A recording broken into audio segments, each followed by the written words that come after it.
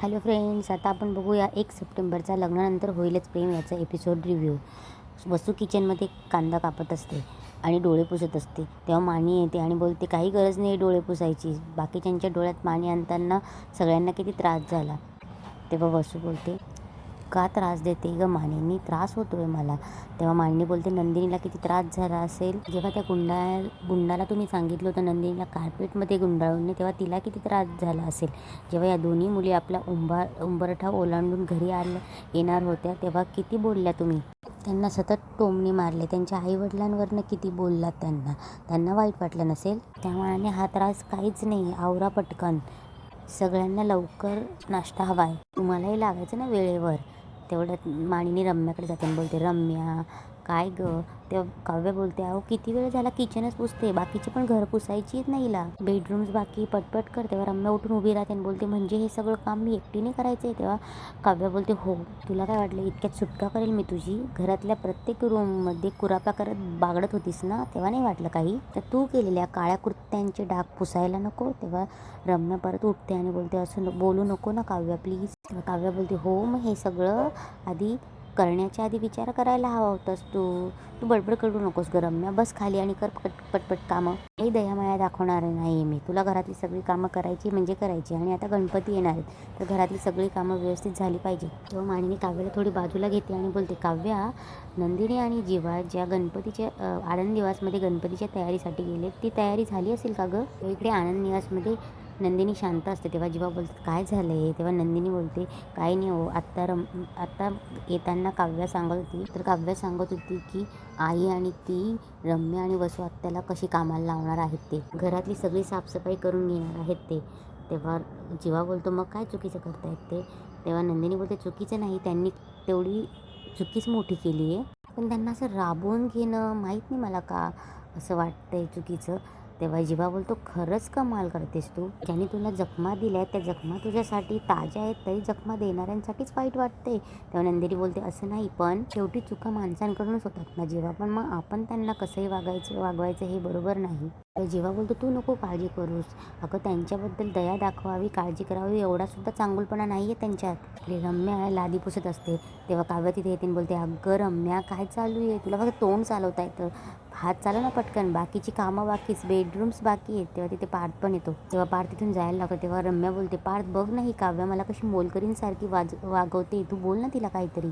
तेव्हा पार्थ रम्याकडे बघतो. तेव्हा रम्या मान खाली घालून बोलते की सॉरी चूक झाली, पण काव्या आणि नंदिनीसोबत आम्ही असं कधीच वागलो नाही, तू बोल ना. तेव्हा काव्या बोलते रम्या झाली बडबड, आता काम कर. तेव्हा रम्या बोलते तू गप ना काव्या. पार्थ तू बस, मी तुझ्यासाठी तुझी आवडती सिनेमन कॉफी बनवून आली. तेव्हा पार्थ बोलतो थांब रम्या, वाईट गोष्टीचे कर्म केलेले तुझ्या हातांनी मला काहीच नकोय. तेव्हा पार्थ तिथून निघून जातो. तेव्हा काव्या बोलते कळलं ना, चला लागा कामाला आता. इकडे मानिनी किचनमध्ये येते आणि बोलते अरे बापरे, अजून फोडणीच देत आहेत वसुताई तुम्ही, पटपट करा, हाताला उरक होता ना तुमच्या. एकेकाळी काय झालं त्याचं तुमचं डोकं वेगळीकडे चालायला लागलं ना, तेव्हापासून इतर कामं करेनासे झालेत, करा पटकन. तेव्हा वसू बोलते जमेल तसं करते ना मी. जमेल तसं नाही, आम्ही म्हणू तसं, अजून खूप कामं करायची, जेवणासाठी टोमॅटो चिरायचे, लक्षात आहे ना. रम्या इथे फरशी पुसता पडते. परत वसू धावत येते. तेव्हा वसू बोलते हा बाळा उठ, अगं बघून काम करायचं. तेव्हा रम्या चिडते आई बास ग, हे सगळं तुझ्यामुळे होते. तेव्हा वसू बोलते माझ्यामुळे, तुला काय गरज होती नंदिनीला लग्नामधून किडनॅप करायची, तुझ्या पापाची शिक्षा भोगते मी इथे. तेव्हा वसू बोलते काय बोललीस, अगं तुझं लग्न पार शिवा म्हणून केलं मी, आणि माझ्या भावाशीही वैर पत्कारली मी, आणि तू असं म्हणतेस. तेव्हा रम्या बोलते हो मी म्हणते आणि इथून पुढे कायम बोलत राहणार, कारण तू एवढी मोठी गोष्ट करताना एकदाही बोलली नाहीस आई, तुझ्या सगळ्या पापाचे भोग मी का भोगायचे. तेव्हा वसू बोलते गप्प बस रम्या, भोग तर भोगतच आली मी, काय काय केलंय मी तुझ्यासाठी. तेव्हा रम्या बोलते किती वेळेस ऐकवणार, ऐकवायचंच होतंच तर करतेच कशाला माझ्यासाठी, आणि एवढंच करून सुद्धा जे मला हवं होतं ते मिळवून दिलंच का. तेव्हा रम्या बोलते मला माझा पार्थ मिळाला का. तेव्हा वसू बोलते कसा मिळणार, त्याने तुझ्यासाठी काहीतरी प्रेमाने वागावं अशी कधी वागलीस का, अगं त्याचं मन जिंकण्याचा कधीतरी प्रयत्न केलास का रम्या. तेव्हा रम्या बोलते नाही केला.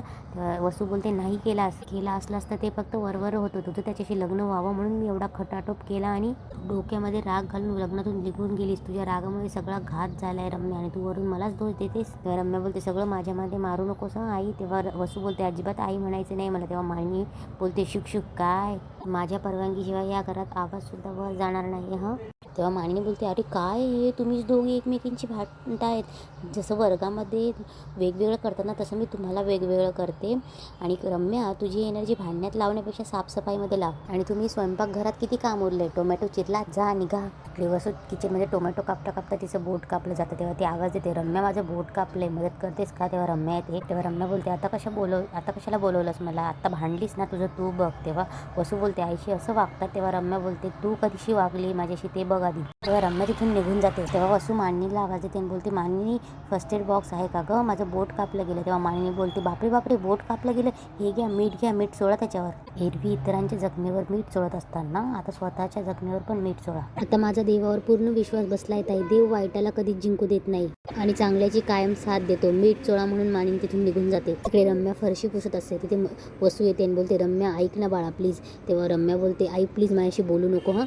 आईवर चिडतं का कोणी. तेव्हा रम्या बोलते का आईला मुलीशी वागताना कळत नाही.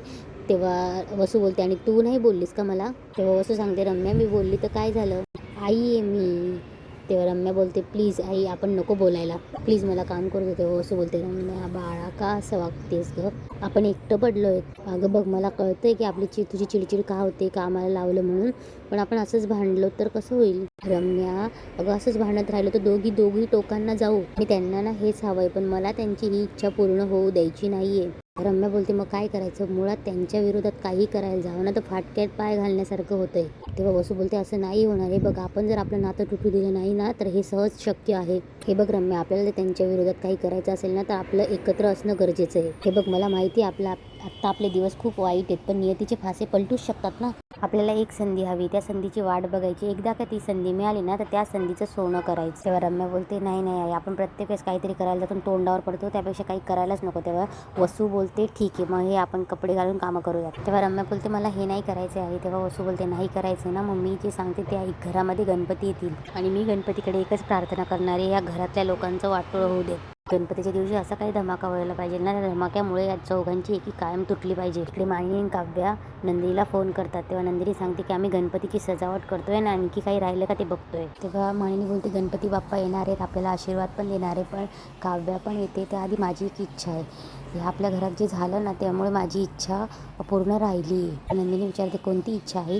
तेव्हा मानिनी बोलते तुम्हा दोघींची मंगळागौर. तेव्हा मानिनीसमोर काव्या असते. तेव्हा मानिनी बोलते काय झालं काव्या, तुम्हाला दोघींना नाही करायची का, तुमच्या दोघींचं पहिलं वर्ष हे लग्नानंतरची पहिली मंगळागौर असेल ना. तेव्हा काव्या बोलते ते सगळं बरोबर आहे मानिनी काकू, पण मंगळागौर करायला उशीर झाला असं नाही वाटत का तुम्हाला. तेव्हा नंदिनी इकडून फोनवर बोलते हो आई गणपतीची तयारी सुरू झाली आणि आपणही केली ना, या सगळ्यांमध्ये मंगळागौरीसाठी वेळ मिळेल का. तेव्हा मानिनी बोलते वेळ काढला की मिळतो, हौसेला जसं मोल नसतं तसं इच्छेलाही. हां माझी खरंच इच्छा आहे, अर्थात तुम्ही दोघं सांगा तुम्हाला मंगळागौर करायची आहे की नाही. माझी तर इच्छा आहे, माझी तर खरंच इच्छा आहे. माझ्या या गौरीसारख्या छान सुनांनी छान नटावं, खेळ खेळावं, मीही त्यांच्यासोबत खेळ खेळावे.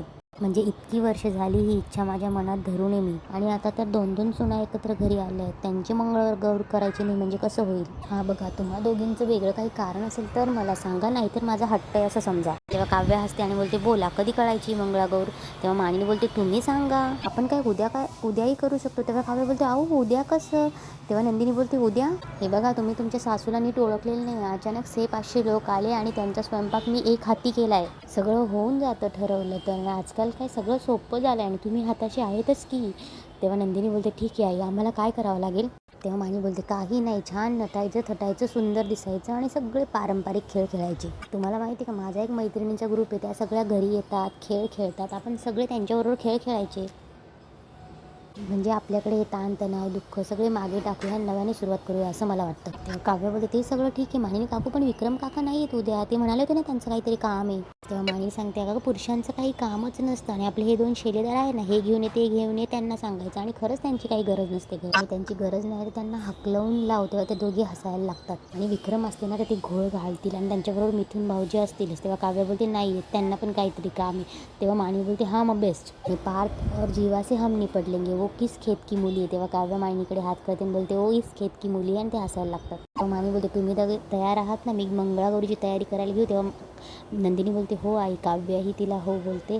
तेवढ्यात पार्थ बघतो आणि पटकन कोणाला तरी फोन लावतो. तेव्हा पार्थ जीवाला फोन लावतो. तेव्हा जीवा बोलतो दादाश्री यहाँ पे पीठ पीछे बहुत बड़ा प्लॅन चल रहा है सासू सुनने का. तेव्हा पार्थ बोलतो हां मैंने भी सुना छोटे घरात मंगळागौर आहे ना, आपल्याला घराच्या बाहेर काढतायत. तेव्हा पार्थ बोलतो हे होऊ द्यायचं नाही हं. तेव्हा जीवा बोलतो अरे दादा हे शक्यच नाही, बघूया ना आपल्याशिवाय मंगळागौर होते कशी. आणि इथेच आजचा एपिसोड संपतो.